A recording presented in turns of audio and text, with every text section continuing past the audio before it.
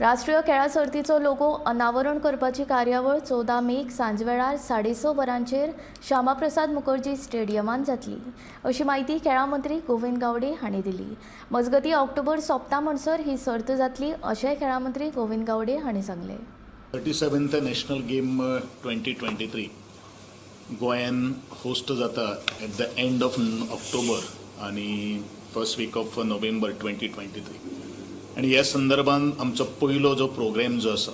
तो आमचो logo लायनचो ceremony 14 make Shyamaprasad Mukherjee स्टेडियमाचेर